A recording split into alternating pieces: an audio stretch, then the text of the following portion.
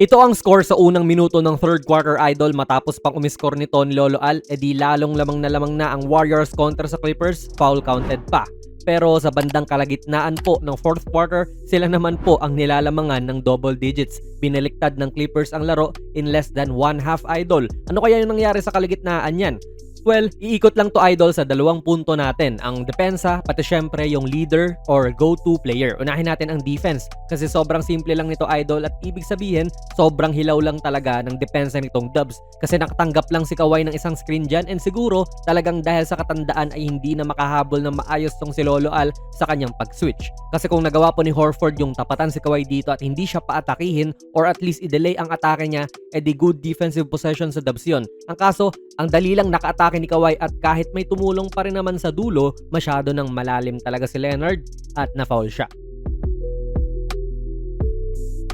Manood ng live na laro sa basketball sa 1x Sports, gamitin ang ating code na JonasPB. Scan nyo lang po ang ating QR code. Again dito, mauulit lang po ang ating clip halos. Pagkadaan sa screen, tila nagiging kumpiyansa tong Clippers players kapag si Horford po yung tumatao. Hindi naman ito siguro yung kaso kahit mga 5 years ago, idol. Kasi mako-consider mo pa na versatile veteran big man po si Horford noon kahit may katandaan na rin siya. Dito hindi na niya sinabayan din at practically easy shot ito kay Garland. Pero kudos po sa Clippers, idol. Kahit nasabihin pa nating good ang defense ang ginagawa ng Warriors, nagagawa pa rin kasi nilang makashoot dito sa second half. Okay na switch to kay Podziemski, no? Sabay tinaasan lang din naman niya ng kamay. Pero better offense ang pinakita ni Mathurin dito at nahit niya yung tough na tira.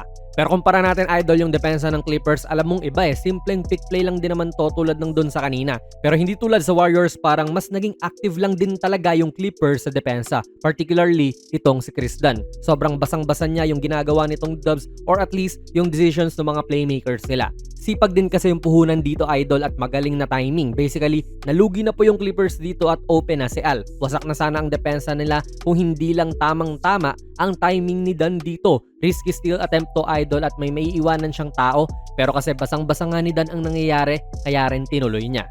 Hindi rin kasi ito yung Warriors sa kilala ko, idol. Yung alam ko kasi dati, yung complex ang mga plays at maraming misdirections. Dito, plain old pick and roll play lang. I mean, wala naman ding masama sa ganon. Oo, lahat ng teams ay yan yung pinatatakbo. Pero dahil nga yan ang ginagawa ng lahat, edi yan din yung dinedepensahan ng lahat na sanay sila. Kaya guys like Chris Dunn na isang elite defender ay alam na yung mga pwedeng abangan kung sakali.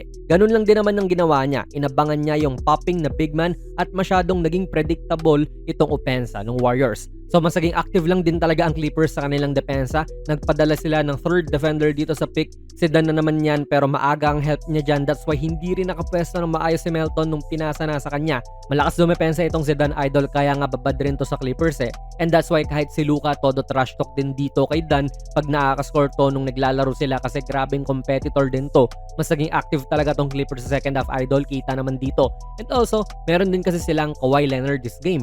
Number 1 option at kaya mong asahan kung kailangan nyo ng puntos. Yung Warriors kasi wala.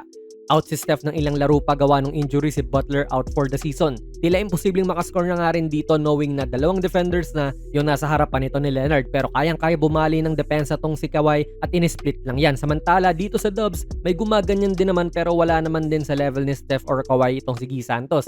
Hindi natin dinidisrespect yung player na yan, idol. Pero ganun talaga, mas aasahan mo yung stars ng NBA umiscore kesa itong mga role players. Tinapal nga lang siya ni Miller dito.